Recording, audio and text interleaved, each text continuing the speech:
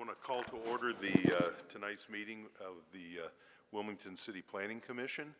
At this point, I would ask all of you to rise with me to Pledge of Allegiance, and anyone with hats, remove all military caps, non-military caps, please. Pledge allegiance to the flag of the United States of America and to the republic for which it stands, one nation, under God, indivisible, with liberty and justice for all.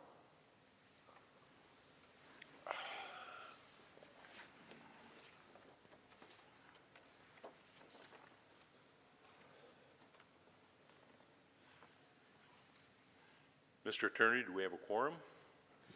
Yes, Mr. Chairman. Thank you.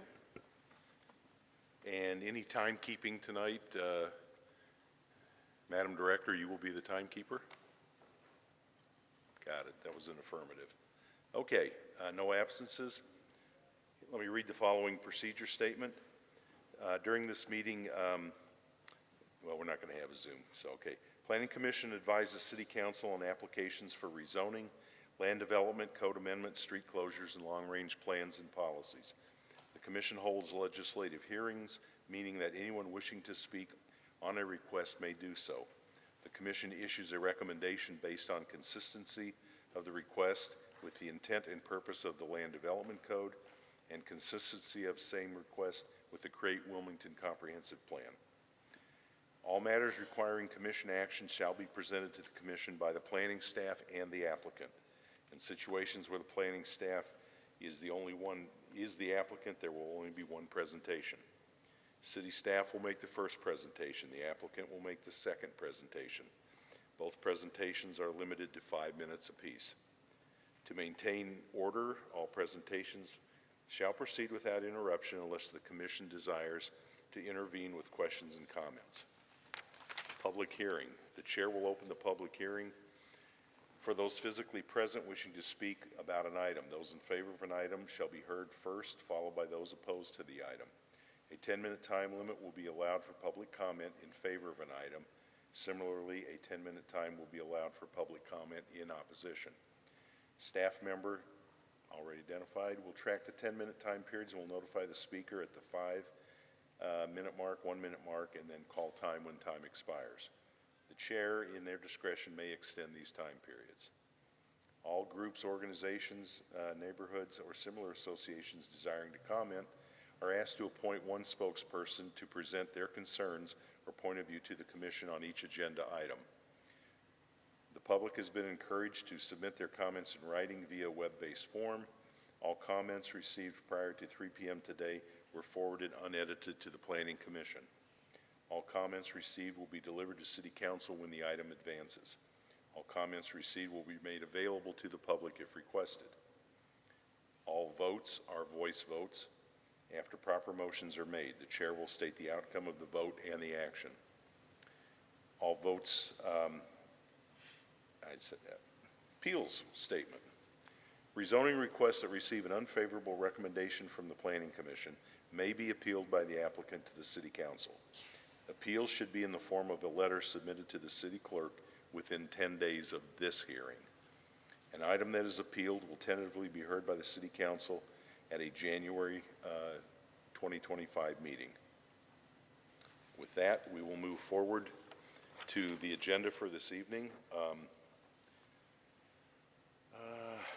The first item of business is and it's old business, is the conditional district rezoning for the properties containing 7.56 acres located at 495 Holly Tree Road, and it's our understanding that the applicant is here to discuss a withdrawal of the application. Chairman Pollock, we need to do the minutes. We do, don't we? Thank you. So, not having them in front of me. Yeah, don't have those in front of me. Okay. So has everybody had a chance to look at the minutes?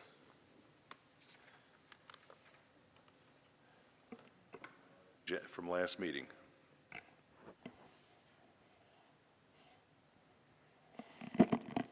Are there any corrections? Mr. Chairman, I make a motion to approve the minutes. I have a motion to approve by Commissioner Lennon. Do I have a second? Second. Second by Commissioner Collier. All in favor? Aye. Opposed? Minutes are accepted. Thank you, Amy.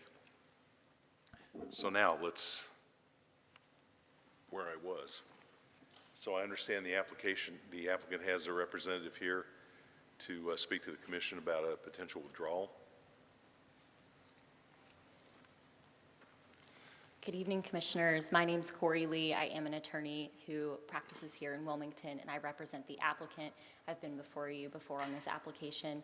We did submit a notice of intent to withdraw the application to staff earlier today, and so I'm here to that end. May I ask, so withdraw means you are totally taking this off our agenda? Not continuing, but you're totally, the application that's currently here, you are taking that away? That's correct, Chairman Pollack. So any subsequent discussion on this item would be a brand-new application? That's correct. And you understand that? Yes, sir. Okay. So you're making a motion that you withdraw and we accept that motion. That's what you're asking? We have filed a withdrawal, and our position is that this body does not have to make a motion to accept that our withdrawal is sufficient, but if you would like to have a motion. Just to keep things straight, so the applicant has made a motion that they would want to withdraw their application. Which way do you want us to go? I'll make a motion that we accept their request to withdraw. Have a second? Have a second? All in favor? Aye. Aye. Opposed? Thank you. Thank you. Mr. Chairman, just if I may, for the benefit of the people in the room that came for this item, this means that this body's not going to hear anything about this issue until the applicant resubmits a whole new application. So, Mr. Chambers, correct me if I'm wrong, but that starts the whole process over in terms of public notice, public meetings, site plan review, et cetera. That is correct, sir. Okay. Okay, we've had enough confusion on this, so go ahead. Yeah, please do.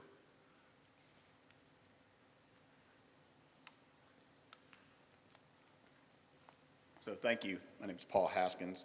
A representative on this told the Wilmington Business Journal that the proposed pickleball conversion could occur even without the zoning change. He's going to buy the property and convert the existing courts into pickleball. We really don't need any approvals to do that. And this would be, he said, to 29 total courts at the facility. Is that correct? They don't need any approvals? I have not seen that article. I don't know. If there's a zoning change, then that issue would come back in front of us. But if there's a project that doesn't require, approval from anybody, I'm not sure that, what that process is, but my point is if they have a zoning request, it would come here. Zoning change request, it would come here. Thank you. Would you like the article? If you give it to our administrator, and we'll make sure that we get copies.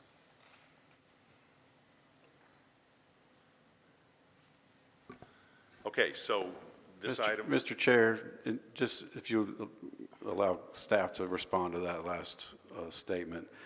This is considered, this location is considered a legal nonconformity. Right. So any change would have to be brought into compliance, and that would be some kind of a zoning request to make that happen. So again, to my point, if there is a new zoning request that comes from this property, it will come here.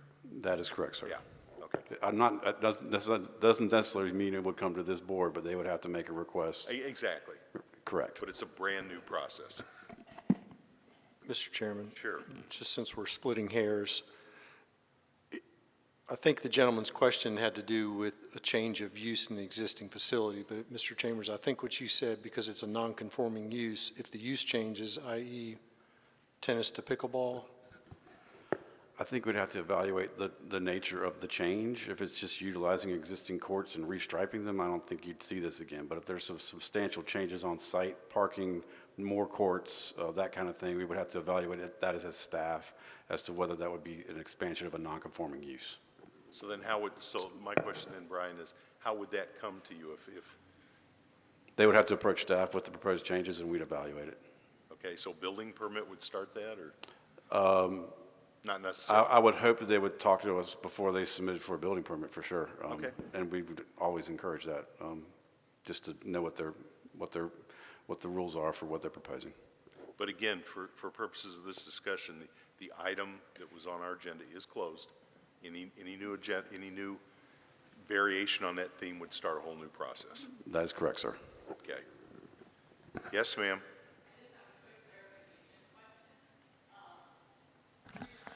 I'm sorry, you're going to have to come to the podium. She is. Yeah, she's coming. Just a clarification with the zoning changes. So 3 times through this, I've actually noticed multiple times kind of some shady things going on, but it was implied several times from their camp that if this doesn't go through, that it would become apartment complex. I just want to know if that happens, does that would have to be a new application, right? Yes, For it to ma'am. become apartment? Yes, ma'am. And that would be a zoning change as well? Depends on what they want to do with it, but yes. Okay. Probably. Because I don't. Yeah. I feel like that was pretty shady to imply that, because that's extra scary as well. Okay. And so I just wanted to make it known and put on record that that was something that was very heavily implied. Okay. Thank you. Thank you. All right. That's implied public hearing for this is closed. So we are done with this one. I'm going to move on the agenda, the new business, I'm going to move that up for the next discussion because, again, the applicant has requested to withdraw the item. So is there someone here, from the applicant to talk to that? Yes, sir, thank you. I'm Cindy Wolf, and I'm here on behalf of the county on the project along Independence, and we Yeah. requested a withdrawal last week. We are fully aware that a complete new application would be required. It's a large project, certainly a lot of moving parts, and we weren't confident in a date certain for any type of continuation, so withdrawal was the best avenue. Do I hear a motion to accept? So moved. Second? Second. All in favor? Aye. Opposed? Thank you very Okay, much. thanks, Cindy. Okay. Moving right along, let's get to. Mr. Chairman, Yes, Mr. Just- Lennon. to stay consistent, just if there's anybody here that came to hear that item, it is not going to be discussed. It will be reapplied for, if at all, which will start the whole process over again. So just make sure the public's aware of that. Okay, thank you. So, let's move on to the, where am I at? The conditional rezoning request. Properties containing 19.4 acres,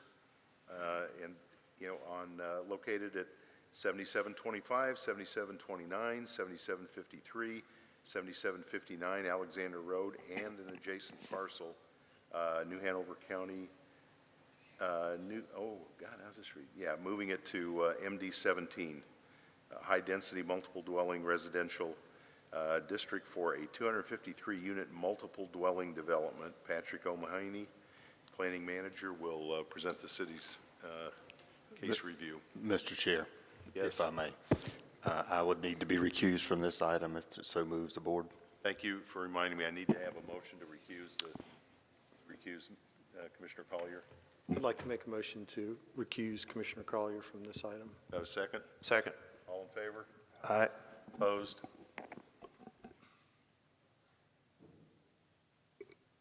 So, go ahead, Patrick. Thank you, Mr. Chair, members of the commission, good evening.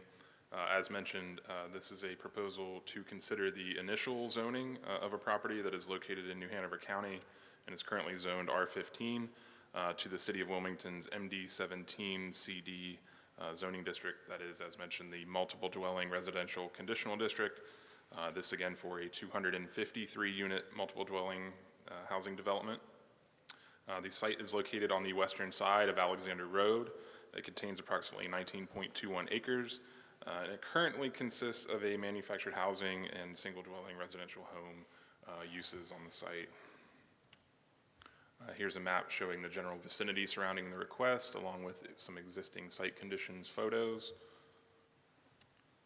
Here's some more existing condition photos of the subject properties in Alexander Road. And here are photos of adjacent land uses within the vicinity of the request. So as mentioned, the site is within New Hanover County's jurisdiction and is zoned R15 in New Hanover County. That's residential zoning. It is surrounded by properties within the jurisdiction of New Hanover County, and they are all zoned R15 as well. The New Hanover County zoning map is on the right-hand portion of the screen. Everything in yellow is zoned R15, and you'll see some more commercial zoning closer to Market Street there in the blue and red zoning. The applicant's proposing to construct a 253-unit multi-dwelling housing development. They are proposing that 10% of the units, which would be 25, as workforce housing at 80% of the area median income for a period of 15 years. There are 2 access drives shown to Alexander Road. There is also 1 emergency access drive that is proposed to the north. That would be in the top left-hand corner, plan north there of your screen. This is to an unimproved portion of Alexander Place, and currently it's not accessible at the moment nor improved beyond the property boundaries. These are elevations provided by the applicant showing the style of the multi-dwelling units. The Create Wilmington Comprehensive Plan promotes additional density near services and employment centers. The comprehensive plan also states that low to medium density residential areas should serve as transitions between lower density neighborhoods and more intensive commercial, residential, and mixed use areas. This proposal places density away from those services and away from a major corridor, but within an established low density single family neighborhood with little opportunity for future connectivity to adjacent sites. Therefore, staff believes the proposed zoning is not consistent with the recommendations of the comprehensive plan, and it's not reasonable or in the public interest, and staff recommends denial. That concludes staff's presentation. Happy to answer any questions, and the applicant's here as well. Do any of the commissioners have any questions of the staff? Commissioner Adams. Are you aware, or what do we know about any conversations that may have been had with the applicant and county planning? Because again, this is sort of outside of our jurisdictional boundaries, and I would think that being in the county, that would have been the first group that they would have talked to. Staff evaluated the request as the applicant came to us. I'll have to defer to them on any conversations that they had previously with the county. Thank you. Commissioner Lennon? It's a little thing, but your case summary cites 19.21 acres, and the agenda says 19.4. So I just want to clarify that. Also, I call it the mood ring that's up on the screen right now, doesn't match the mood ring in the staff report. I'll get that corrected for you. Because this looks like it's 50-50, leaning more towards support. I just had a couple quick, can you go back a few slides to the aerial showing the adjacent property uses? I'm sorry, the one prior to that, I think it was an aerial of the site itself.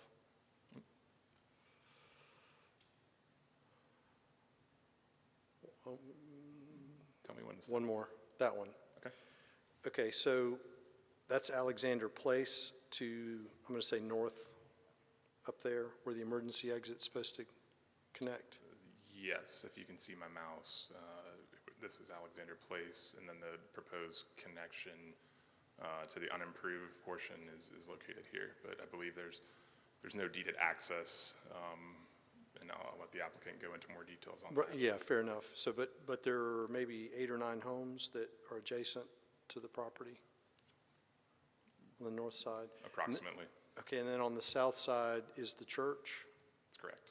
And do you know what their intent is for that vacant land on the south side? I do not. Okay, and then how about to the west? I do not know of any intentions there, being that it's in the county. I'm unaware of any. It looks like a future horse development. farm, I maybe? believe so, yes. Okay, and then to the east, any idea what's that vacant parcel is? The vacant parcel to the east of Alexander Road, Well, kind of where the let's see, mouth, it's the piece between Market and the end of your green. Right there. this Yeah. here. Yep. I believe there is some commercial development that's proposed there along Market Street. It is commercially zoned in that area. Go back to the zoning map. Okay, so to that last point, when I look at page 4 for basis for staff recommendations, and this is basically some of the things that you're citing to deny, The comment is the site is located in an unincorporated area of New Hanover County within a predominantly single-dwelling residential unit, but the aerial doesn't really match up on that with me. I mean, no more so than Oleander and Independence did. The third bullet down, I look and it says, not located within close proximity to transit services. I honestly don't know that, I guess there's not transit service on. There is no wave transit line along On that portion Market of Market Street. Street. But commercial services, I struggle with that one because of the vacant parcel to the east and because of all the stuff along Market Street that is obviously commercial. And I think this map shows it right here too. And then this one, I guess this is a question. 1.2.2, it's the fourth bullet down on page 4. It says development should occur in a compact pattern that reinforces the efficient provision of public services and utilities. And I'm struggling because that seems like a compact proposal. So it's just. I think, where it mentions the non-contiguous development patterns, that this would really be out of harmony with what's out there right now with, when you look at this, this current map that's showing the current land use, everything in the yellow or lighter yellow is single family. This proposal is not quite contiguous with what is out there, or it's not quite harmonious with the current development pattern in that area. I think that's what that policy is probably hitting on. So in the interest of time, I'll wait and we'll listen to the applicant, but I think I struggled with this because I'm struggling to find what sets this project apart from other ones that we've had with the identical descriptor that you just gave us, which is an R15 zone piece of property in a primarily residential neighborhood that is upzoned to either some higher residential density or a multifamily designation. And the one I just cited that we actually recommended approval with a commercial component to, council took that out and just did it straight MD-17. And so I'm struggling when I looked at this application package to understand why staff wasn't in favor of it. I think if you want to compare it to that one, which I think is a good comparison, that location, Independence and Oleander, is at a major intersection, adjacent to a major commercial node within the city, along two of the most high traffic transit routes with, multi-use path, wave transit capabilities right along the site, whereas this is further back off of the main artery there in Market Street. That's, when staff looks at these types of proposals, those are the things we look at, and that's probably the major differentiating factor between the two. Right, and I think the similarity to me on this one was you had that backing up to, forgive me, I don't remember how many homes it was, but in this case, we have the exact same scenario where it's backing up to so many homes. To the south is a church that I believe is intending to expand. To the west is a horse farm. To the east is a piece of property that's about to be commercially developed. So I'm just struggling with that a little bit. So I would like to reserve the right to have some more questions of staff after the applicant's presentation. No, that's fine. To parlay into Commissioner Lennon's question is, there's multifamily across the street that the city annexed and approved, and a lot more units. So I'm kind of the same way. If you look at all three sides of it, it's not single family. But we'll wait and hear what the applicant has to say. Commissioner Kofer? Thank you, Mr. Chair. Just a couple questions, Patrick. One, what is the county's formula for R15 as far as number of units per acre? I believe that's standard, same across the board between the city and county, with 15,000 square foot lot size being the minimum lot size. And in the city, it's about 3 units per acre? Correct. So that would be default. We're all kind of on the same sheet of music there, county and city. Thank you. What about the some of these county projects? Just in some of my professional book of business, we've had some capacity issues with CFPUA. I know that may be technical review, but could you just speak to any kind of service impacts that we may be aware of, for, especially for sewer? I'm not aware of any issues with servicing the property that came up during the TRC review of this project. Okay. But I'll defer to the engineer and applicant on that as well. They probably had more conversations with CFP. Okay. I think the package states that both sewer and water are available. Yes. Yeah. Correct, available to a certain capacity before, you know, improvements generally could need to be made, but I don't know. Do we know a little bit more? So it's, I mean, the map, and I interpreted this map completely incorrectly the last hearing. So just to clarify, to the, what we would kind of call the west, the rear of this property, I mean, there's some blue up there. Does that blue indicate anything from a zoning piece? What? Well, there is no zoning shown on this map since this is all county around this property. So there's no city zoning layer shown on the map on the left. I believe there is a CFPUA well site in that general vicinity out there, but Where I must have got confused last time. So the blue indicates office and institutional, the white's vacant. So it's just right now, that's the use, not the zoning. correct. All right, I'm not going to ask that question again. I promise I got it this time. It's So very it's all confusing. R15, Correct. and then this other chart is showing use. Okay. Yes, and the map on the right is pulled from the New Hanover County zoning map to show kind of a more detailed look at what the county zoning is in that area. Okay, You good? that's it. Thank you. Commissioner Adams? Couple questions. Typically, the evaluation in the mood ring, which I really like that term, it's the first time I've heard that, really deals with consistency on the Create Wilmington or the comprehensive plan. Because this property is outside the city, and in theory, there's no city comprehensive plan relative to this property, can you talk about like how it's evaluated? Is it still evaluated to the closest area of the Wilmington City Plan, or is it the county comprehensive plan? So when we did our analysis, we look at the policies within the comprehensive plan. Since it's in the county, there wouldn't be any of the growth strategies map that you normally see in your packets, identifying areas of opportunities or mixed-use centers, because there are none. So we took a look at the policies within the plan that guide us, and that's what formulates the recommendation and the mood ring. I like that. That's a good term.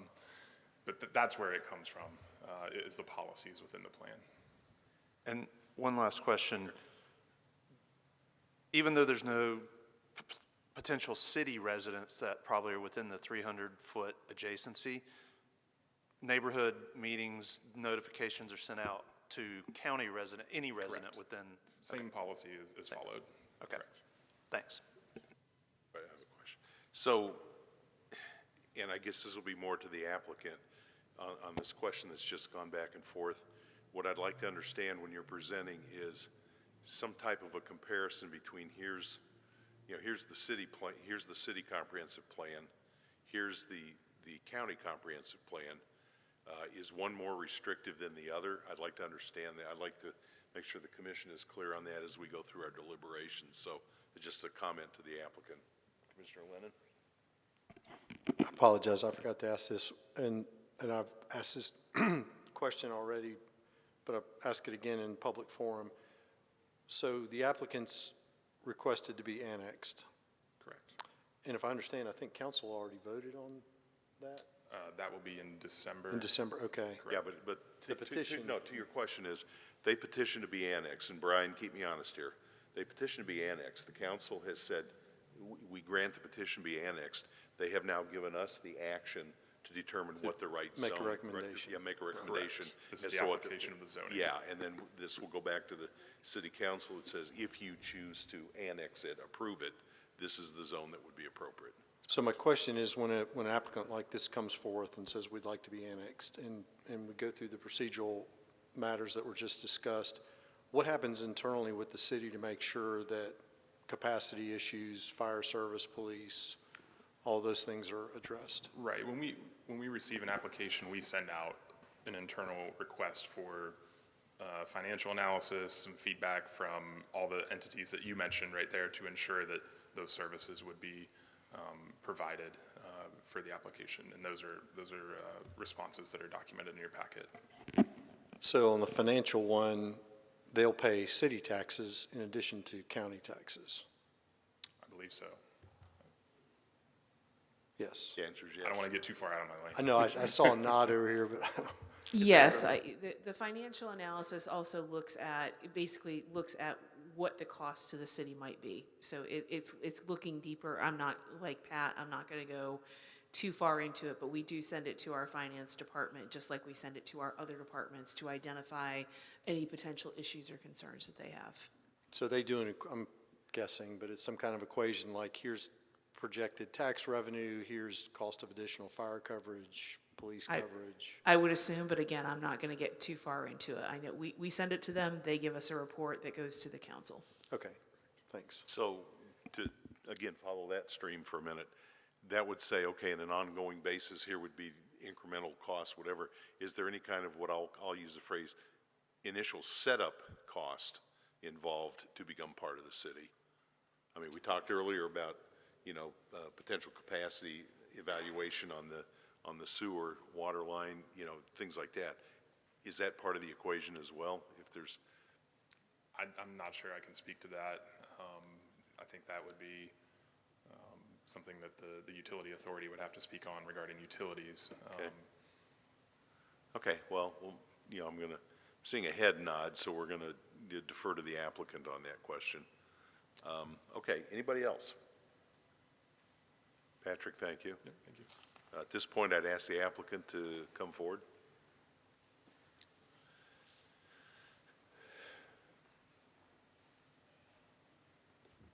Good evening. My name is Amy Schaefer. I'm here on behalf of the applicant tonight, H.H. Hunt.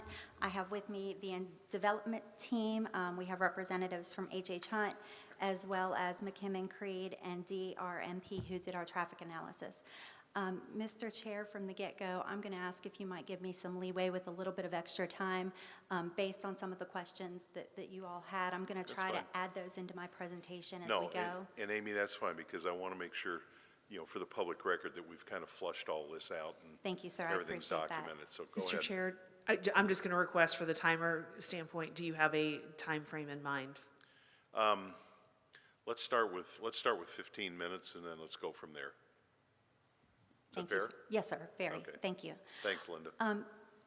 If I get out of order from my presentation, I'll probably get off track. So if I may, go through my presentation and then try to answer some of the questions that you all had. I did write them down, so hopefully I remember. Okay.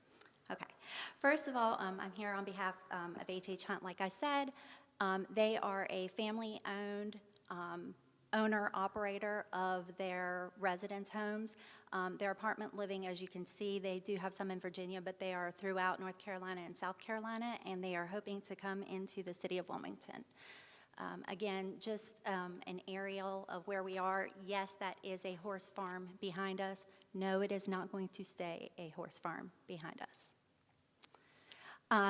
I know that this is important to the Planning Commission, so I did want to mention this, Mr. Pollock, and it also goes to the notices that we sent out. We did begin initial outreach to the neighbors back in March. We also talked to the adjacent businesses and the adjacent church. It's my understanding the adjacent church even sent a letter to you all in support. Wednesday night's hard for a pastor to get out because they have so many church events, so I hope that you did receive that from the church. They are in support of our project. We then had a community meeting. Has anybody seen that letter? I have not.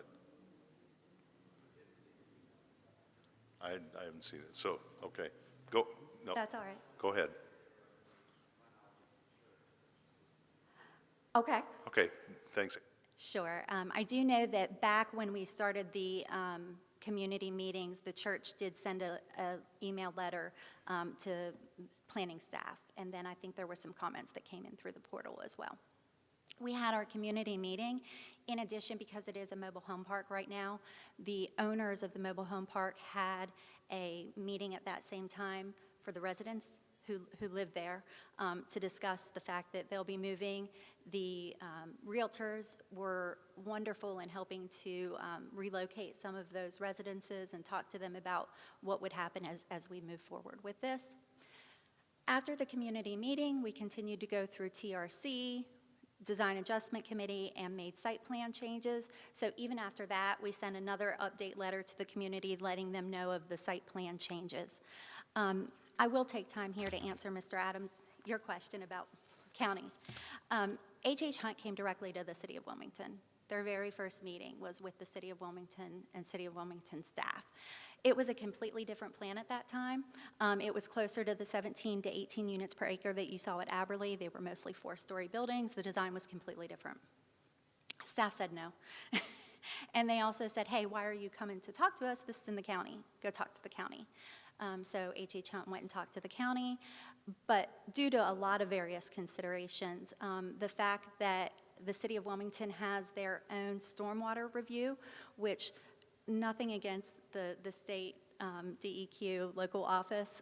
The city stormwater review is much more efficient, and time management for a project, is very important. The city also has better road design standards than the county because the county is stuck with DOT road designs. So we were able to narrow the roads and have more meandering kind of roads to go around some of the trees that we saved. And so after looking at the site design, in addition to the affordable housing, 2 years ago, a year and a half ago when this started, the City of Wilmington had a lot more knowledge about how to deal with affordable housing too, which was also on offer than the county. County's come a long way in the time. But due to all of that, they decided they were going to stay and try to annex into the property and use the City of Wilmington design standards. And so ever since, I think it was February of 2023, they had one concept review with the county. And after that, everything, before and after that, everything has been with the city. So we have done substantial community outreach. There's also an email address that residents can email if they had questions. We've not received any emails to date on that. So again, Amberley Shores was annexed in phases. The most recent was in 2016. That is somewhere between 17 and 18 units per acre, no workforce housing. One of the reasons we are asking for MD 17 was because when we initially came through, it was a much more dense project. We're down to 13 units per acre. So technically, I guess we could have changed to request MD 10 with a density bonus for affordable housing, but it didn't seem necessary because MD 17 was across the street and the conditional rezoning would max us out at the 153 units anyway, so we couldn't reach the 17 units per acre. In addition, I do want to point out along Market Street, that corner along Alexander Road and Market Street, it's currently under contract in MLS. I sincerely doubt that that's going to stay residential. As you can see, there's a lot of commercial that has been coming down through Market Street that's been developed on both sides of Market Street. So most likely that will be some kind of commercial development. We've also, the horse farm to the rear of us has said that they tried to submit a comment to the portal. I don't know if that came through or not in support, and they are looking to redevelop that property as well. And I doubt it would be an R15 density, but I don't know. It's much too soon to know the specifics of that right now. So current conditions on the site, Mr. Pat, I am so sorry, I say your last name wrong every time. Mr. Mahoney had those pictures, and he had a lot more pictures than I did. We wanted to show you the one on the top left. That's one of the major oak trees that we're going to be saving, and in fact, our entrance is it was bifurcated in order to save that tree. And these are just some of our proposed conditions and tree saves that we hope to have, we will have on the site. And again, here is that site plan that shows you the bifurcated entrance to save the trees. The redesign really was, and why the buildings are all to the back, all the good trees are up front. And so we needed to save those trees. The pond is currently where the teeny tiny amount of wetlands are. And so that's the natural drainage for that area. The school is hoping to develop, the church is hoping to develop a school in that back area. And in fact, Mr. Womble, one of the H.H. Hunt members, has sat down with the pastor and their architect to try to come up with similar architectural styles for our project and their project, to talk about any cross-access easements. They wanted a fence, and we get it. It's going to be a school. There's a preschool there right now. So there is a fence on the periphery. We started out with a 6-foot fence during the community meeting. They asked for an 8-foot fence. Absolutely. So we're now proposing an 8-foot fence. And again, the style that we're going for is a coastal theme. So this is just an illustration of what the 4-story building might look like.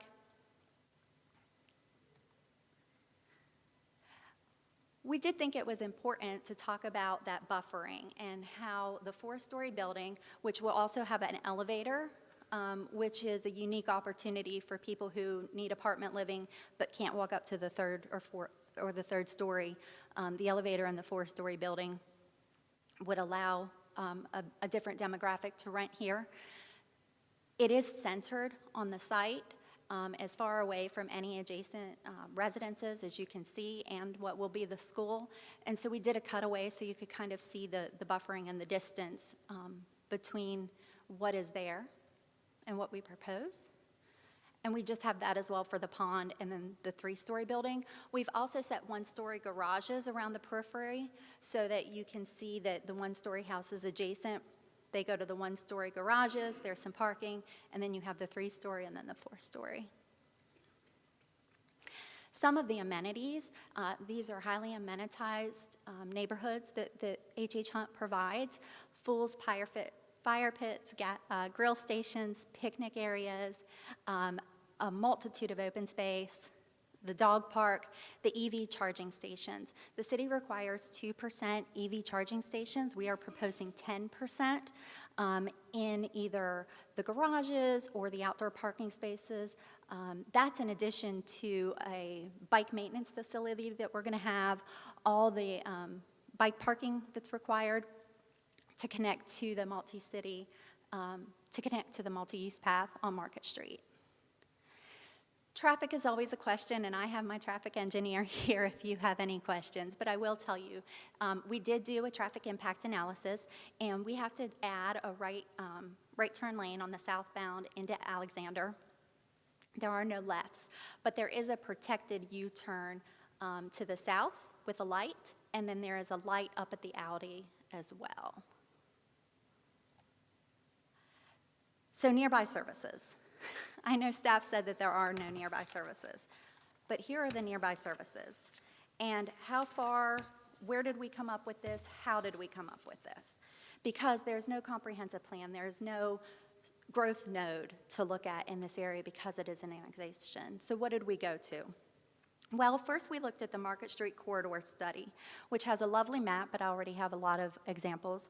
And what that says is that many trips may be within a 2-mile walk or a 5-mile bike ride. And that's what the Market Street Corridor Study says is a good distance for biking or car rides or walking. This is a 1-mile circle. So we are within 1 mile of Walmart. We are within 1 mile of multiple daycares. We are within 1 mile of Novant Health, multiple restaurants, gas stations, another grocery store. In addition, we took a look at housing credits. How do they measure how far you should be from something? And the Qualified Allocation Plan outlines their criteria for housing. And what they say is anything within 1.5 miles gets you the most points to qualify for funding. And again, all of these services are within 1 mile of our project.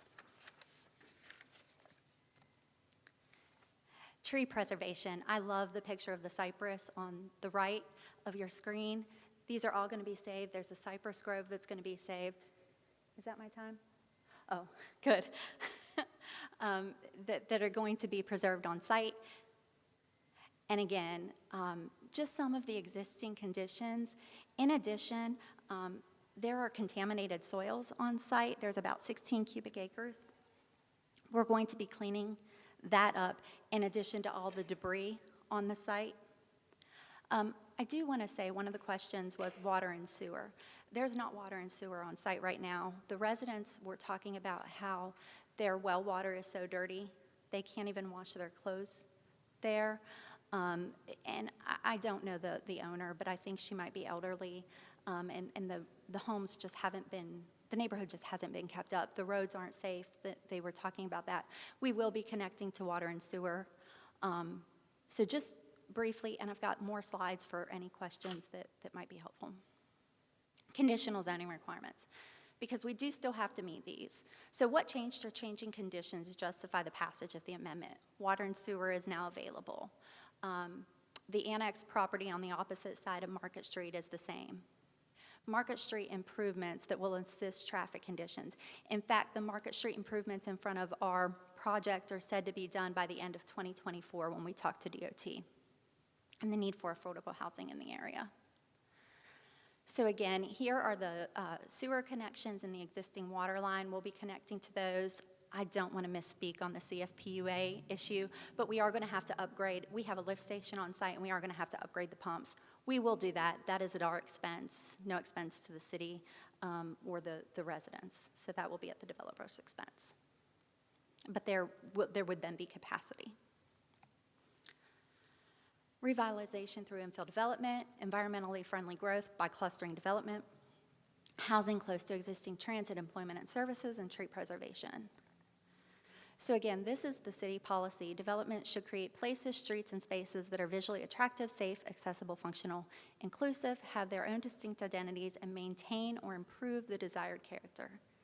This is the project that we propose to bring to the area, which will maintain or improve the desired character. Clustered compact development, preserving open space, and reducing negative impacts on the development pattern. Again, one-story buildings next to one-story buildings with a transition to the three-story, with a transition to the four-story. All of the front outside of the Welcome Center and a small maintenance building are preserved for tree space and open space, walking paths, internal connections. We are close to transit. Frankly, you couldn't be closer to transit. We are in what is called Zone 2 of the Wave Ride Micro section, and basically it's an Uber. And so right now on the Wave Transit website, there are currently 2, that's where those little buses are, currently 2 established sites.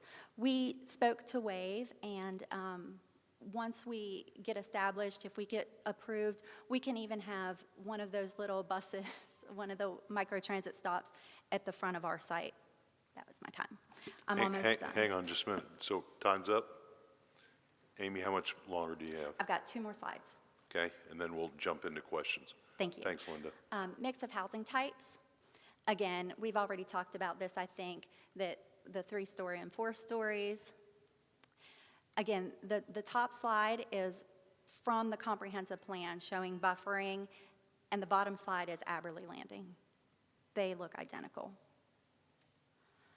The comprehensive Greenway plan also talks about connections to Market Street and not having curb cuts on Market Street. We will not be adding a curb cut onto Market Street. We are proposing a connection, a pedestrian connection from our project down to Market Street. The city can't condition that because it's off-site, which is, I think, why we got some of the split support on the mood ring. But we are fully committed to making that connection. And then finally, I don't think I need to show anybody the need for affordable housing and what the housing gap is. And with that, that is my presentation, but like I said, I'm happy to answer any questions if I didn't address them. So let me start. I have 2 or 3 questions, but let me ask a couple, and then I want to defer to my peer commissioners. I'd like to delve a little bit into the city-county discussions. Sure. So, you know, would it be your opinion that the county comprehensive plan is less restrictive than the city-county plan, or vice versa? I don't know. And so the county is currently looking into updating their comprehensive plan. I know they are. And so I don't know. What I can say is that right now, under the current county comprehensive plan and zoning district. Based on the location of this site, it's my understanding that you could get a special use permit for up to 10.2 units per acre, which would be an MD10. But then you don't get any credit, and that's without a rezoning, but then you don't get any credit for affordable housing, like the city of Wilmington gives you bonuses for affordable housing. The comprehensive plan up there, the future land use plan, does talk, it is zoned general residential, but again, based on the fact of all the rezonings coming down Market Street for commercial, and I do have that slide, I can't say what they would have done with a rezoning and this site plan because they never saw it. The reason I'm trying to delve into this, Amy, is because what I'm trying to understand is several of us I know have talked to different members of the, up at the county and their planning board, et cetera, and you get a myriad of statements, and I just want to kind of get to fact. Did you apply to the county for a rezoning, yes or no? No, never. Okay. Help me understand then why part of the feedback we're getting from the county is that the conversation was held and the answer was no because this is inconsistent with the county's comprehensive plan. Who would that have been with? Staff, H.H. Hunt did meet with staff, so like I said. So met with county staff? Yes. Okay. So they met with planning staff here at the City of Wilmington. No, county, this is. City of Wilmington said, it's too dense, we don't like it. A different plan, not this plan. I got it. And it's in the county. Go talk to the county. Okay. They went and had a concept plan review with staff. Staff said, it's too dense, we don't like it. Mm-hmm. And from that point on, that was the last conversation, and that was back in maybe February of 2023, that was ever had with the county. So I don't know why anybody at the county Well, I would think say you what I they think said. you might have answered it. You alluded to the fact that you said initial conversation was fundamentally a different plan, Yes, sir. more dense. That may have been what the person said no to. Yes. And like I say, this is not an indicting Oh, set sure. of questions. I'm just wanting to get facts for the commission's benefit so that we understand what we're dealing with. Yes, sir. Happy to help. The other question I have is, you talked about the traffic discussion. How in sync are you with this development completing and the traffic, the proposed, Yeah. road corrections being done by, NCDOT? Are you going to be ahead of the state, or are they going to be ahead of you, or how's that going to work? So the bypass, so the horse farm, I thought I had a further out plan. The horse farm, almost, and then there's vacant land up to the bypass. I can't speak as to those developments. Market Street in front of us, according to DOT, is supposed to be done by the end of this fiscal year. So we won't even be through our review processes before that. So DOT will be finished first, and then we will have to add our right turn lane if we get approved. Okay. That's good for community meeting. Talk to me a minute. Yeah. What has changed since your March meeting? Happy to discuss that. So since our March meeting, we, of course, didn't have, I'm trying to get to the plan. We didn't have the fence. The Alexander Place access was also a full access at that point, and I do have a slide to show that to you. And I think that was the neighbors' real concern, and one of the ones that they addressed most often. They didn't want us using Alexander Place. As you can see, it's a small road. GIS tended to show that it was a public road, but as we dug further into the title and design, you could see that it was actually, oh, here you go. Let me back up. You could see that it was actually a private road. And so we kind of investigated that a bit. Would they let us have an easement to the private road if we improved it? What could we do to improve access?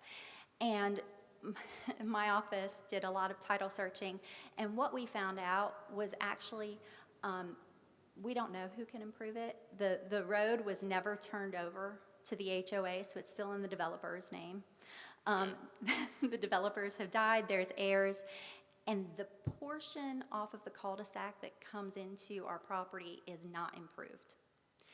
And so there's just no evidence of who could even give us the authorization to improve it. So what we did was we went ahead and stubbed it because, you know, future access for connectivity, we really hope, and again, to get more in the weeds, there's a Market Street Corridor study that talks about transportation plans and transportation improvements in this area, and it shows a whole plan of connected, interconnected roads back behind this. So hopefully one day, things would get redeveloped and we would be able to connect. So we did show the gated fire access there that hopefully if it ever does develop, we can connect. That was their main concern. They, of course, had some concerns about stormwater, which we talked through. They wanted to know, you know, what kind of impacts there would be on their neighborhood. Were we going to have big buildings up against? So that access changed. Some internal circulation issues changed because we went to DAC and worked through that with fire. Those were the main changes, but we still felt it was worthy to let the neighbors know what we were doing, especially since it had been so long since we had contact. So how have you done that since March? How have you communicated with the neighbors? Yes, sir. We sent a follow-up letter to all the same people that we had to follow up with, and we had that email set up if they had any questions. We've not received any response to that secondary letter. Okay. Last question, and then I want to defer to Sure. my peer commissioners. You talked about, I think it was 10%. Yes, sir. Any thought about increasing that to a greater percentage? We have been asked, and we I have bet you thought. have. And we are working on it. Yes, H.H. Hunt is taking a look at what those numbers would look like for either increasing the units, maybe doing a couple units at 60% AMI. And those are all things that we've talked about. We've met with Ms. Schuler, and I think they're going to continue to meet with Ms. Schuler. I don't want to get too far in the weeds again, but I'm good at that. It just depends on the financing for if we can accept city money. If we do a HUD loan, the HUD loan and any city financing probably wouldn't work together well. If there was some other mechanism for financing that we could make work for this project. But even without that, even without city financing or any help, the 80%, 10%, 80% AMI for 15 years, we are committed to, and they are looking to see if they can do So some you're additional open to the units. discussion of greater than 10%? Yes, sir. I don't have that authorization for tonight. No, but- that's fair. I just wanted to put it on the table. Yes, sir. With that, I will, commissioners, question to the applicant? Come on, I didn't cover all that. Oh, I don't think I answered the tax revenue question. Okay. My understanding is we did our own estimates. We haven't gotten the numbers from the city of Wilmington yet, but I did talk to Ms. Moretti, the finance director, just to make sure I was following how they would do their evaluation. So it's very similar to what staff said. You know, fire and police, well, there's already Aberley up there. In addition, the city of Wilmington and the sheriff's department and the New Hanover County Fire Department have what are called mutual aid agreements. So no matter where you are in the city or the county, whichever one's closer responds. So there shouldn't be any increased fire or police cost. Stormwater, you know, there'll be stormwater fees that you all get if it needs to have stormwater fees, but that's not an additional cost for the city. And they're private roads, so there would be no additional cost to the city for any kind of road maintenance. That would all be on the neighborhood. So I think it's a net positive for the city of Wilmington. Our numbers show at about 5-year build-out of $440,000 net positive per year to the city of Wilmington. But that's our internal That's your numbers. assessment. We had a third party do a report on that, but I don't know what the city of Wilmington numbers will come back as. Okay. Commissioner Lennon? Nobody else?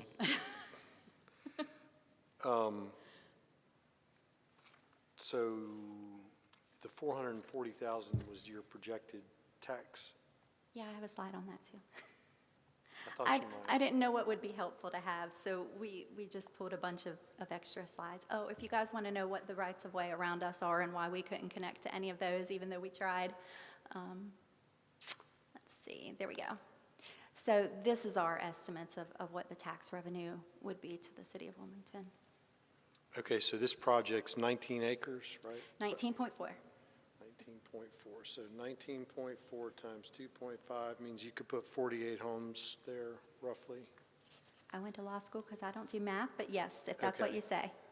No, I'm just trying to make the point that Yes, absolutely. to get the same tax revenue, those houses would have to be a lot. Well, what is, let's see, And not affordable. 48. Yeah, they'd have to be close to $5,600,000. So, I think, real question, can you go Yeah. back to the slide showing the site plan? Yeah.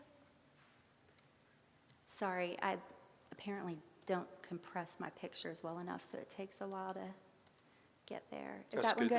That's good. Okay. So on the, you mentioned the 8-foot fence on the southern boundary with the church? So are we doing 8 foot the whole way? Just on the northern boundary next to Alexander Place. The residents of Alexander Place asked for the 8-foot fence. Okay. It'll be 6 foot on the southern boundary. That's why I asked the question, because when you explained it, it sorry. made it sound like the 8-foot was going on the southern, but the 8-foot is going, so I would consider an 8-foot fence a buffering aspect, right? Yes, sir, in Okay. addition to the vegetation. Patrick knows I'm leading up to my follow-up questions of him. So, and then you mentioned there's trees that are along the northern boundary that are going to stay. Are you adding any in it as We will well? have to, yes, of course, we will keep the trees that are there, and we will then additionally buffer as required by the City of Wilmington landscape. It's my understanding from our engineers, some of the mature trees along the periphery are about 40 feet tall.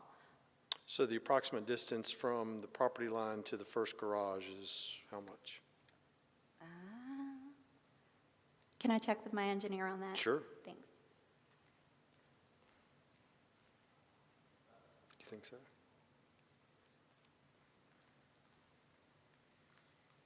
You're looking about 25 feet from the property line to the first one-story garage. Did you guys get that just from the site plan? He came pretty close, so. Okay. And then on the southern side, there'll be a 6-foot privacy fence in addition to the trees and the one-car garage, actually the roadway Correct, yes. down there. Okay. And then I am just sort of curious that, is the horse farm own that run No. of trees to the? No, that is a third-party owner, and right now, that lady is in a home in Alaska. Because I will say, we definitely tried to contact and see about additional access. Now, the roads back there are still, a lot of them are still private. Right. But it would at least provide additional fire access if needed, and then if those roads were ever dedicated or taken over by DOT. Okay, how many people showed up to your public meeting? 6, 7? 6, okay. And how many spoke in opposition to the project? There was one gentleman who was very opposed. I believe he lives in that last house back there, the one that would have been directly impacted by us having a full-service access. But we have not heard from him either since we changed the plan to be a gated-only access with no connection. But the letter we were sent today indicates that, I mean, it very clearly stated that the difference was there was no, you sent a new site plan, I think, in that Yes. letter. And Ms. Bradshaw, you indicated there were 2 comments, but there was only one attached to that email. One was a letter that was provided by H.H. Hunt. It wasn't really a comment, but they did want, Okay. the applicant wanted you all to have that no, information. I So we only appreciate- received one comment from a member of the public. And that was, if I'm not mistaken, that address Hales. was in Alexander. Yeah, last name was Hales. Okay, I haven't seen that letter. Okay. I apologize, I don't know. Okay. And then, last question, will you go back to the one that shows the zoning? Yeah.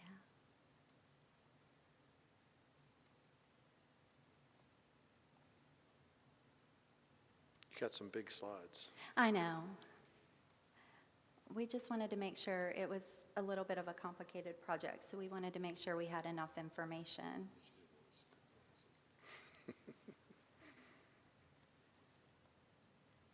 It's thinking about it.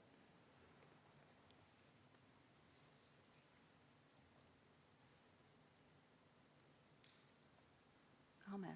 I know this is your ploy to make us show us this multiple. Keep us Okay, here that's all good. That's night. good, right there.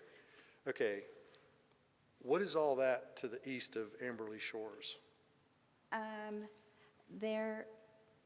There's an Audi there, Audi It's grocery R15, store. right? Oh, I'm That's my sorry. point. Yes, yes, Yeah. yes, yes. Okay, across the R15 street. single-family homes, yes, behind the purple box. Okay. So it's completely bounded on the eastern side by R15 zoning? Correct. Okay. I don't have anything else. Thanks. Yeah. Let me go down the line. Commissioner Jones, any questions, comments for the applicant? Commissioner Woodruff? Commissioner Adams? Got a few. I think they'll be pretty quick. Okay. Just as, again, a point of clarification, and this may be something staff would answer to, but you've already petitioned the city for request of annexation. And the Correct. city has said yes. No. They have not said yes. No, sir. The city has, they have approved our petition and said that it's complete. They have, the city council has required and directed staff to prepare a report, the one that we've been talking about, the financial report about the annexation. That will all go to them. I don't know if we've decided a date yet. It's either going to be December 3rd or December 3rd. So that'll go to city council December 3rd. Along with this Along with whatever this the recommendation recommendation. is here. Yes. No? No. Okay, that's something I was trying to talk to, so then the rezoning will go in January. Oh, okay. Yes. I'm sorry, we were having discussions about the timing of those hearings. I mean, that's helpful, kind of chicken and egg annexation versus rezoning, so that Yes, sir. helps. Second question, you're at 13 units an acre now, and you said you scaled it back. What were the densities that you were looking at before reducing it? We reduced it 20%, so we were up almost to 17 units per acre when we brought the initial site plan in. Okay. And last question, this is going back to traffic. When I look at the level of service between Torchwood and Marsh Oaks, it's a level F right now on Market Street. And in the TIA, it talks about two different sets of proposed recommendations for improvements. Some of it's STIP with NCDOT, and there's one that is a developer recommended. What I can't quite figure out from the recommendations, we talked about timing a little bit, so I don't quite understand that. I also don't quite understand if both sets of those improvements are done relative to this redevelopment, what impact does that have, if any, on level of service? I was hoping that I could handle all of your questions, but I think I'm going to have to ask Mr. Stevens to come up if I may. Okay. He already knew. He's coming. Could you just say your name and thanks? Amy did a great job with that too, by the way, so I think she could have handled it. Ronald Stevenson with DRMP and traffic engineer on the project, and so the big improvement comes in when you take away the left turn, as you see on the screen. Those left turn delays that are happening today, trying to turn left onto Market Street, are in the several minutes, like minutes and minutes of delay. In fact, it's so big that that it's not even accurate. They're actually turning out before, in less time than what the analysis says they should be. But nonetheless, it is very significantly difficult to turn left on the Market, as I'm sure we all know. So when you take that left turn away, and now you're making all the traffic turn right, you're going down to, I think in the peak hour, the highest delay time was around 60 seconds, 40 to 60 seconds, depending on which peak hour you look at, which is a drastic improvement because you're just turning right. There's no left turn from Alexander onto Market anymore. That is being done by the NCDOT. As Amy said, that is scheduled to be complete in the next matter of a few months. So it'll be well ahead of us. So that will be done and in place before we add a single car to the road network. So a calendar completion is not calendar 2024, it's fiscal year. Fiscal, yeah, their fiscal year, so it's. So it's going to be sometime early 2025. Yeah, and I'm not going to stand here and tell you Yeah. that they're going to do everything on schedule, but got it's in process. It's going to be done in the next matter of months. And, you know, as you all know, we've got quite some time before we could ever add, it'd be some time before we can add a car, you know, to the road. So it's going to be done ahead of us. What's the currency of your traffic study? Is that last year? When was it done? Well, in fact, when we started the traffic study, it was in '23. And the other thing I was going to point out, if anybody asks about traffic on Market, is our counts were done, I believe, before military cutoff opened to traffic, which has been about, what, a year or so ago? Okay. So our counts were done, I think, a little bit earlier than that. So we don't even have, the counts are probably a little bit less on Market. But again, it's conservative. We base our, in DOT, you know, based our improvements on the traffic counts that we took, and that's fine with us. So, so it's actually, you know, when the Hampstead bypass gets done, you know, around there, that'll help even more. But, so there's things that, there's conditions out here that are coming to make the traffic in here, much better in terms of traffic moving along Market Street, as well as for the traffic turning from these side streets. This will be a lot better when DOT puts the median in. Okay, Danny, I'm sorry, go. You done? Commissioner Kofer? Thank you, Mr. Chair. I did not have any traffic questions at this time, but I did have a few other miscellaneous questions. One, Ms. Schaefer, would be from the packet, a couple pieces that I'm just trying to track with. What did this map represent? Sure. That was our DAC approval.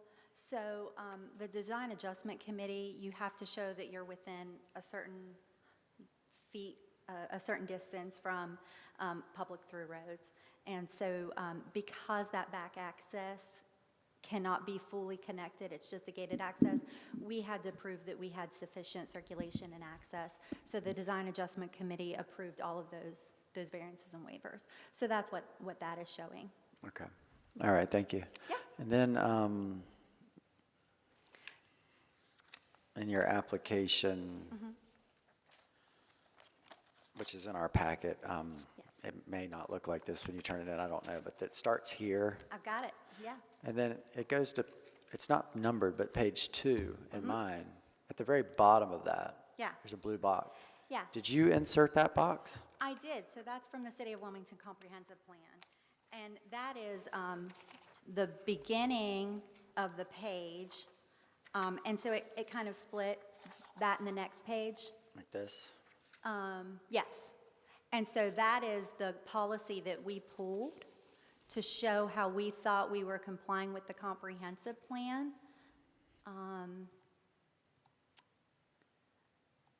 Right here. So that's the picture, and then the bottom is Aberley Landing. And so that box is pulled from the city comprehensive plan to show how we believe that we're complying with the buffering and transition requirements of the code. Okay, perfect. I just needed that clarification. Sure. And then, you know, I've mentioned capacity for sewer, and forgive me because I am lay to a lot of this. I've just have heard from personal experience that, you know, when we get into the suburbs of the county, there's certain zones that just, you know, they have capacity, and the CFPUA site may say limited. But when we actually dive deeper, it may mean that we have enough capacity to support your community, but none, then we'll be full. Can anyone on the team speak to me or us about that? Yes, absolutely.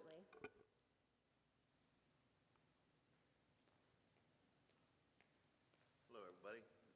Rick Moore, McKim and Creed. Rick Moore from McKim and Creed, engineer for the project. Yes, we've been in talks with CFPUA already. We do have plans for gravity sewer collection on site, an on-site pump station and force main that will discharge into one of 2 manholes. You can see the 2 manholes on the display there. And that will then flow to the Bayshore pump station, which will need an upgrade. So we've been working with CFPU already on what those design improvements will look like and how to install those. So from the water side, we've done hydrant testing out there that shows we have adequate flow and pressure for the potable and fire demands. Can we speak a little more to the Bay Shore upgrades and who will bear the cost of that burden? It'll be a developer cost. Okay, and just for the public record, just walk us through what that looks like, because again, I'm lay to this, and those that are watching from home that may not be in the room may be lay as well. Right. Well, we'll do an analysis, a drawdown analysis on the pump station, so we can determine what the actual capacity is. We'll look at flow run times and determine what the current flows to that station are. We'll look at what we have to add to that from our generation on site, and we more than likely will come up with a scenario of what we are going to need for improvements to that pump station for our added wastewater. But then my guess is that CFPUA would do a cost share with us to increase that more to have additional capacity for any future developments. But we're in the infancy of those conversations, so that's speculation on my part. Okay, thank you for the added color, because I mean, I feel like at this level with, not just vetting the applicant, but, in the public interest, that certainly sewer is of the public interest. And yeah, I know there's a lot of background that takes place. So, I mean, I guess the question may be for you or the council, we're in the infancy of those discussions. If you get approval for your zoning, where does that go from here? With those discussions and making sure that the residents in that section of the county do have capacity?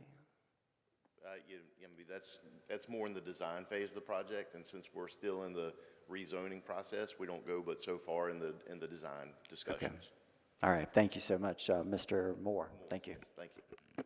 But before you step away, sorry, just to elaborate on what you said, so historically, have you seen scenarios where a private developer pays to upgrade a lift station and the utility authority will piggyback, my words, onto that expansion in an effort to provide additional services to other parts of the community, not associated with your development? They do have cost share agreements in their plan documents that allow for traditional and non-traditional cost shares. Right. So I don't know all the different non-traditional cost shares, but typically they reimburse the developer over time based upon new customers that tie into that system. Right. I guess what I'm getting at in English is this development arguably is going to help kickstart the provision of sewer services to others in that part of the county that may not have it by spending the money initially. It doesn't mean CFPUA is not going to spend some money too, but the developer is going to spend the money to upsize, correct me if I'm wrong, of upsizing the lift station in question. I'm not sure I followed the question. Can you say that one more Who's time? going to spend the bucks to upsize the lift station? So the developer spends the bucks on the get-go. Got it. And Wait, so. wait, before you, okay. Sure. So then the utility authority then has the ability to say, okay, you're going to go, I'm making this up, to 100. We want to go to 150. Yes. Okay. And so then arguably there's some cost share arrangement there. Right. So typically, and we've done it on other projects. So what would happen then is, like you said, the utility or the other service provider would say, hey, instead of putting in 100 or a certain diameter inch pipe, if you do this upgrade, we will kick in the betterment, the extra, because it's cheaper for them when somebody's already working on it, when somebody's already paying the mobilization costs, when somebody's already paying, they're already in there doing the work, it's cheaper for the service provider to do the additional. We do it with the city sometimes on roadway work, right? If you're already there and you're already doing your improvements and the city says, hey, we want this extra, can we work it out? So yes, it is the same with the utilities. Is it safe to say that without the impetus of this development, the probability of CFPUA on its own increasing that lift station and providing service to those people is? That I don't know. I do know that they have other projects that are a lot more higher up on their current infrastructure plans. getting service to places that don't have service. So I don't know where this lift station would be on any kind of current plan, but that's certainly information we can get you unless somebody else knows and we don't. But we can definitely get you that information. But yes, typically if you're already doing work and it's lower on a capital improvement plan, hierarchy, sometimes that would help to move that project up. My last question, is there any part of the staff report that recommends denial that you agree with their rationale for denial? I don't. And I usually, we're good. I usually, again, and I think we've said this has been the most polite disagreement that we've ever had. I think we just have fundamental differences in the comprehensive plan. And again, I don't know how we could be closer to services. Y'all use the same bullet points. We use the exact same bullet points. Presentations.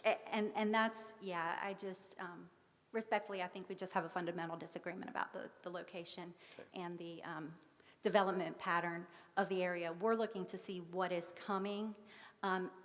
Just as Pat said, the church right now, yes, it's R15, but if you look at the use, it's O&I. It's a church with a school, and a school is coming. Yes, the property between Alexander Road and Market Street right now is partially R15, but a lot of it's not because it's recently been rezoned. If you look at all that, B2, CZ that's coming through, and so we just respectfully disagree. Commissioner Koffer. Thank you, Mr. Chair. One more follow-up question, and then we'll let this one go. But the capacity concerns with the service for sewer, it's not as much I guess a concern. I expected you to have a response and know that some of these projects that are led by developers and developments will be of great benefit to the overall community. And we saw that with Summerwalk, with just DOT road improvements, where the developer is actually probably spending close to 7 figures on road improvements that all of us enjoy. But I do think the question has merit, because everyone needs to hear that you are eyes wide open with sewer. Yes, sir, thank you. And sometimes we forget that we all in the room might understand those things, but not everybody does. So thank you for the question. Fantastic, and that was it for me. Thank you. Were there any other zones considered for this? Not really, sir. Like I said, we came in at a much higher density. MD10 would also be appropriate with a density bonus for the workforce housing, but Okay. yeah. Okay. No other questions? Then, Amy, thank you, and then I want to move to the public hearing. Thank you. At this point, I'm going to open the public hearing, and I would ask, we will first start with anybody that wants to speak in favor of this, and you have 10 minutes, and then anybody that wants to speak in opposition, 10 minutes. So let me start by, does anyone want to speak in favor? Please state your name. Good afternoon, Commission. My name is Logan Secord. I live at 2900 Newtown Drive. Spoken quite a few times in front of this commission before, so you're probably not going to hear anything radically different, except that I'm low on sleep, so forgive me for being a little bit slower. I originally met with Tyler after speaking at the September City Council, and I brought up to him many of the concerns, and he was extremely receptive. It's very pleasant when a developer is actually willing to go above and beyond when they don't have to, and I just want to highlight that.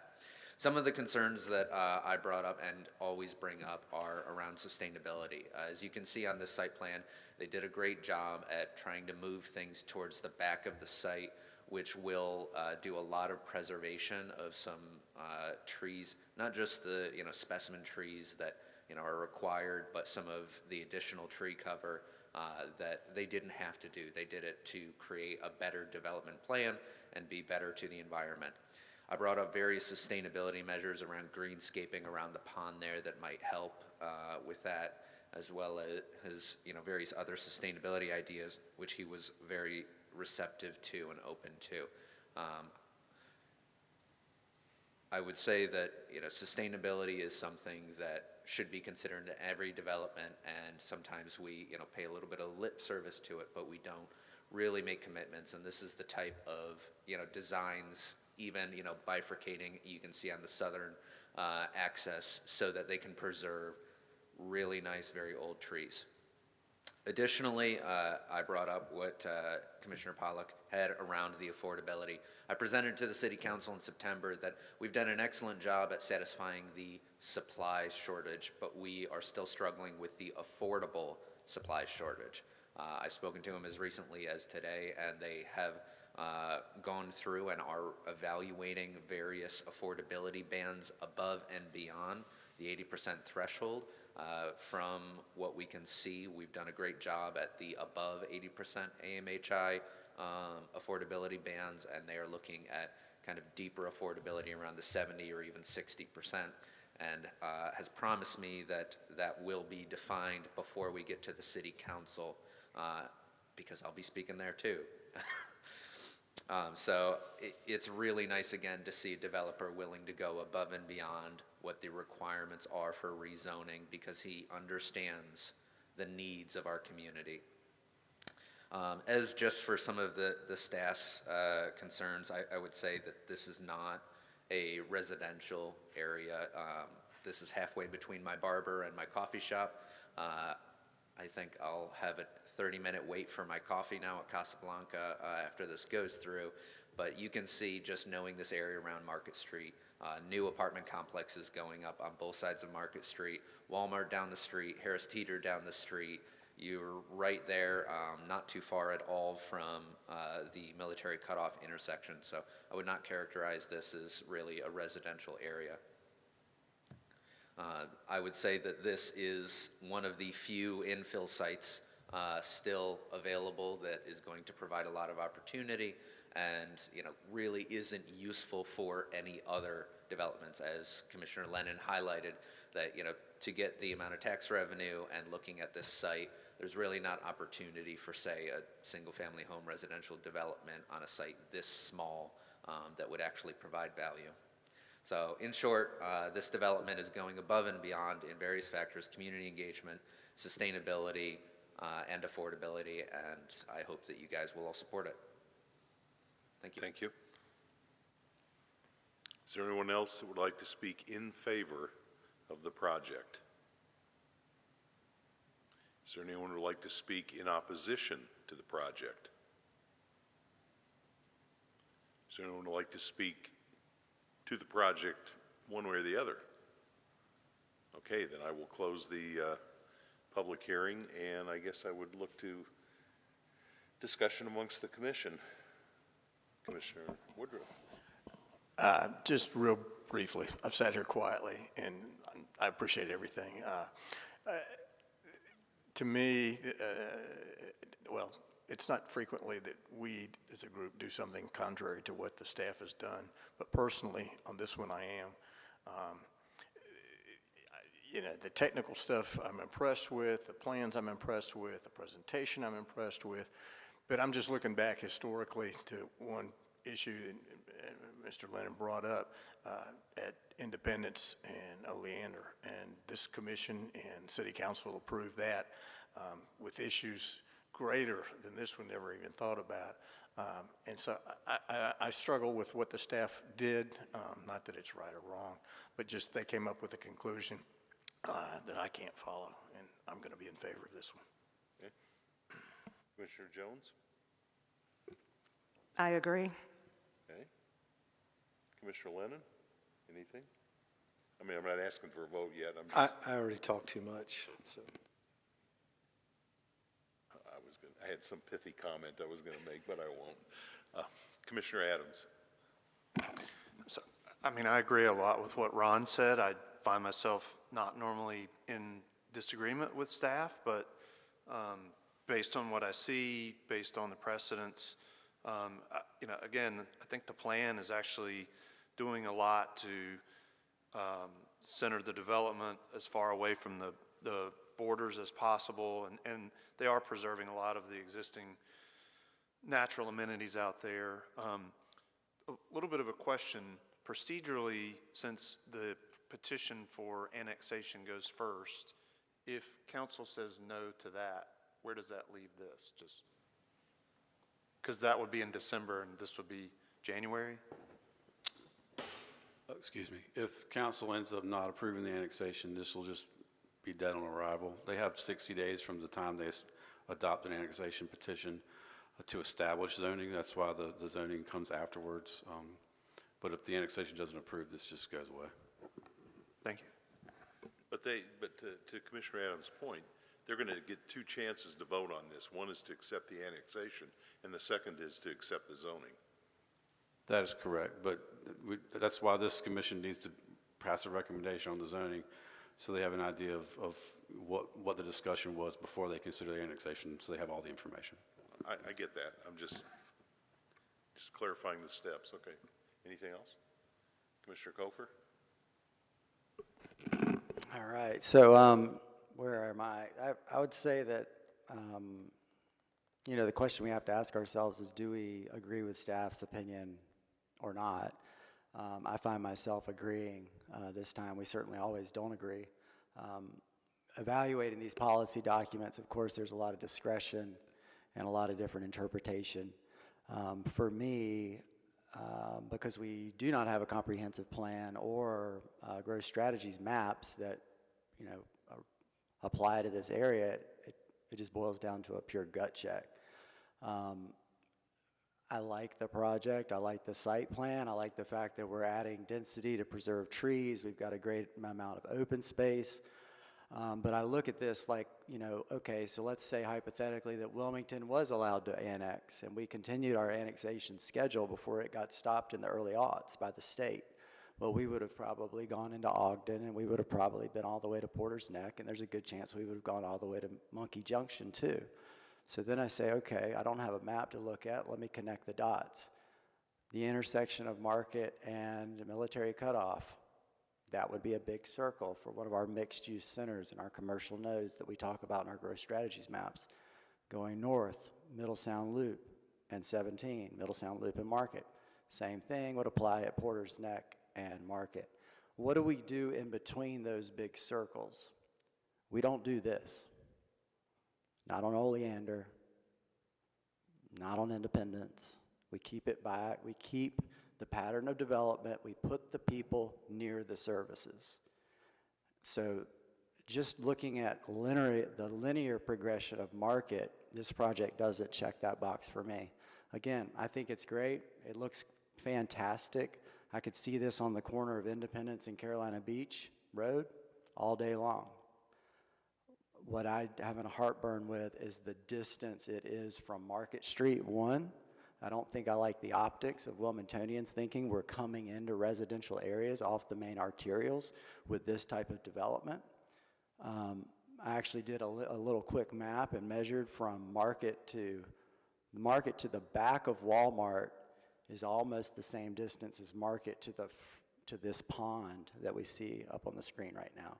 So we're going further in than we generally do. Again, I like the plan. I applaud you guys, you know, the answers about sewer, because I think that those people up there in the county on the north side of town definitely deserve that, to know that they're going to be taken care of with capacity. So if it moves forward, you know, I definitely think that's a fantastic check. But I get off with coming in this far from that arterial and not really being by the major intersection. So it's going to be a no for me tonight.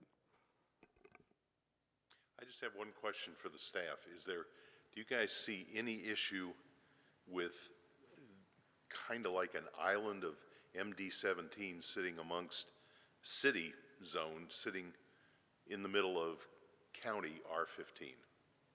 Does that pose a problem to anybody, or am I thinking it is and it isn't? I will take a stab at this. We too kind of look at things, if it was already in the city, we would try to, like Pat said, we address it. We address our growth policies that are in the comprehensive plan. It's completely R-15 off the main corridor. There is a church next door, and churches and schools are supposed to be in R15 districts. Those are those are uses that are typically found in a neighborhood. So we typically don't want to see it surrounded by R15. I hope that answers your question. For us, I think our main problem with this is location. The plan itself, they did a great job with the plan. It is a great plan. We just don't agree with the location. Okay. Mr. Chair, if I could jump in, Brian summarized exactly what my sentiments are. I like the plan, I do not like the location, but that's just me. I can point out two real quick. Sure.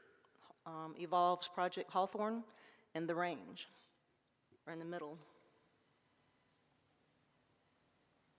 They've got R15 I mean, around them. I agree with that, Commissioner Jones, but those came before my time on this commission, so I didn't have a chance to weigh in on those votes. Well stated, yeah, okay. I guess at this time, I'd like to understand what the will of the commission is, so I would need a motion one way or the other to move forward.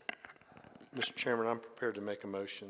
Okay? I'd like to make a motion to approve agenda item number 2 for the initial zoning of property to MD 17 at 7725, 7729, 7753, and 7759 Alexander Road and the adjacent parcel. This request is consistent with the objectives and policies of the following plans adopted by the City of Wilmington, the Create Wilmington Comprehensive Plan, and the Planning Commission considers its approval to be reasonable in the public interest, as the proposal would apply an appropriate zoning classification that would accommodate a residential project that is consistent with the surrounding neighborhood and land uses. I have a motion. Subject to conditions cited in the staff report. I have a motion. Do I have a second? Second. I have a second. I have a motion from Commissioner Lennon, second from Commissioner Jones. Voice vote. All in favor, say aye. Aye. Aye. All opposed? Nay. Motion passes. So that says we have adopted MD 17, and that goes forth to council. Okay? Give me a minute for paperwork here.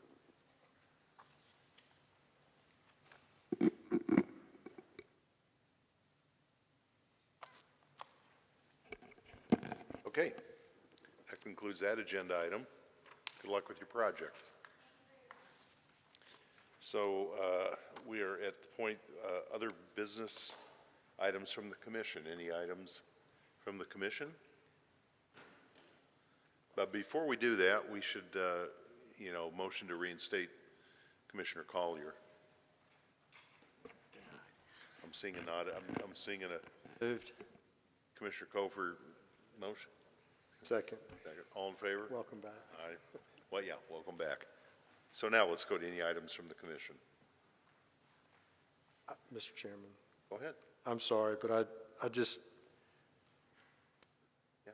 so I saw this document and I felt it really necessary to bring it up primarily for staff's benefit, but on a social media website, there's a petition circulating which is titled Change Wilmington and New Hanover County Development Rules. And almost 1,000 people have signed it so far.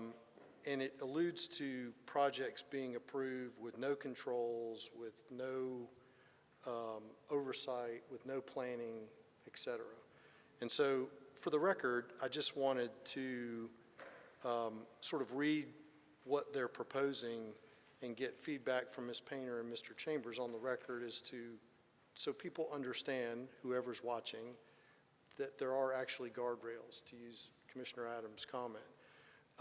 One of the things, improve streets abutting proposed residential developments along with traffic control to handle increased volumes. Mr. Chambers, isn't an applicant required to do a TIA in certain circumstances if the traffic generated by the project requires it? The city requires a traffic impact analysis when there's more than 100 AM or PM peak hour trips. And those traffic impact analyses often result in the applicant having to make infrastructure improvements to the transportation network. The purpose of those analysis is to identify those improvements either by the applicant or by I guess the city or the DOT, depending on the roadway. Okay. Number 2, it says, before approval of any residential development project, the developer will supply to the appropriate county or city department a census of all live trees on the tracks, including with a plan showing the location and enumeration of trees to be destroyed. Doesn't that happen now?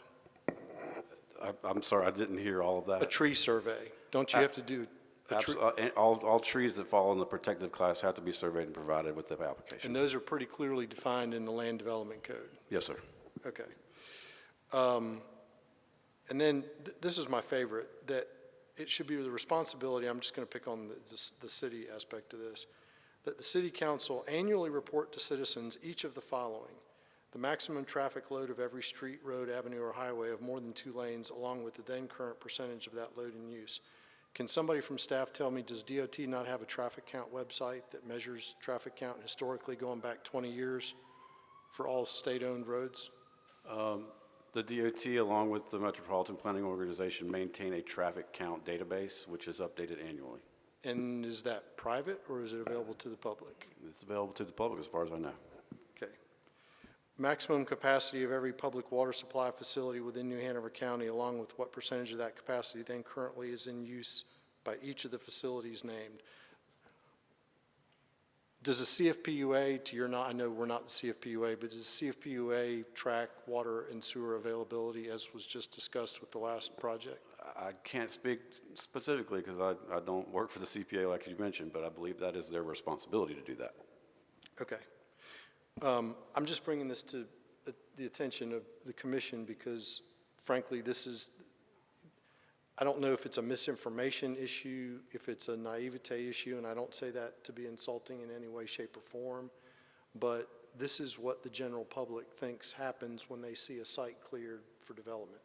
That there are no guardrails and there are no requirements and regulations that have to be applied. So, to my point, almost 1,000 people have signed this without, I'm concerned, without reading it or researching it. Let me jump in. There's a couple things that, as you've gone through that on the trees, I actually have had a conversation with a developer in the last 2 weeks on a property that was approved to move forward and was subsequently approved by City Council.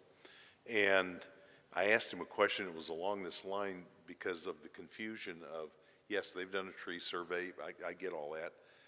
You know, the results of those tree surveys usually have a red ribbon around, or a white ribbon, or a colored ribbon that kind of denotes, yeah, this is staying, this is going, and whatever. This particular development had red and white ribbons on the trees. And he was like, oh my God. And I said, yeah, you just, for purposes of clarity, you need to go out and, one color or the other, but not both, please. And it was just, the point was confusion, and therefore you guys have all heard me talk about communication over and over, and just when you think you've communicated enough, you're not even close. And listen, I appreciate citizens getting involved in the process. A petition like that is something to take a look at and understand, and I appreciate citizens doing that, but I think there's a need for us to keep continuing educating, and multiple ways and multiple opportunities for us to do that. This hearing tonight was, I thought was a lot of pieces, a lot of moving parts, and I hope we successfully, got through the different moving parts to go through and explore what all the different piece parts need to be looked at. And I thought the discussion was pretty healthy, but it just, that indicates to me that, we still can communicate. Last thing, I promise. Just by way of information, I found this fascinating. In 2000, the breakdown of owner-occupied versus renter. Notice I did not say home ownership. I said owner-occupied versus renter was 48.6% owner-occupied and 51.4% renter. So renters in 2000 exceeded. In 2023, it's 47% owner-occupied and 52 renter-occupied. It's almost identical. So to the comment that a certain type of housing is being built in abundance, we've stayed pretty consistent for the last 24 years. And that's U.S. Census data, just FYI. Interesting. Commissioner Adams, anything? Jump in there, Danny. I mean, it makes me always think about what can we do to better the transparency and the optics of what we do. I mean, when we had our joint work session with council, this kind of came up as well about awareness of information, transparency, clarity. I mean, in a way, it's disappointing that people have these opinions without being informed as much as they could be. I mean, I think us on this commission, we almost have to be ambassadors, right, informally when we are confronted by these kind of things. And I know I run into this all the time from my neighbors, from you know, a variety of citizens who may not be just people that are as familiar with the guardrails that we have in place. So, I mean, I would encourage all of you to be, you know, again, ambassadors of what we do. Commissioner Collier, anything? Commissioner Kofer? I echo those sentiments because I think part of our charge is to promote the public trust in the process. And if those are watching tonight, we had a healthy debate. I voted against, and we move on. I mean, we're professionals. We're not passionate about this. We're more or less like we talked about on the joint meeting. You're looking at the 30,000-foot view of the city. In this case, the city going out into the county some. But yeah, the optics. You know, the optics. It's the corner of Eastwood and Military is cleared, and Mr. Carroll's project, when you enter the city, is cleared, and you've got two you're going to drive by. Most Wilmingtonians who drive by and they think, where are the tree protections? And you know, they'd have to pull us up on tape and go back through. I mean, all those meetings, but they're there. I mean, we're certainly there. But an ordinary citizen that's driving through would look and, yeah, probably be concerned. But like you said, John, I mean, they have to dig deeper and get informed. And yeah, I think we do the best we can. I feel like everybody here on this commission, you know, tries to help on that education piece with some of our questions between each other and with the applicants and with the public. I mean, I hope we're doing the best we can. It looks like we are. If anybody's going to suffer through one of these, watching these tapes, but that's what I got for you. Anybody else? Items from the staff. Council approved the rezoning on McRae Street for the 2 triplexes last week. And then I'm very excited to announce that our development review team is back to full strength. We have a new planner too, Todd Rademacher, who has joined us. He was here earlier this evening. Unfortunately, he had to leave before this introduction, but you will be seeing him. So again, we're excited to have him, and our historic preservation team is also up to full strength. And so we're excited to start seeing those positions filled and moving forward. Anything else? Mr. Attorney, anything else? Okay. Then I move to adjourn. do I have a second? All in favor? Aye. All opposed? Done.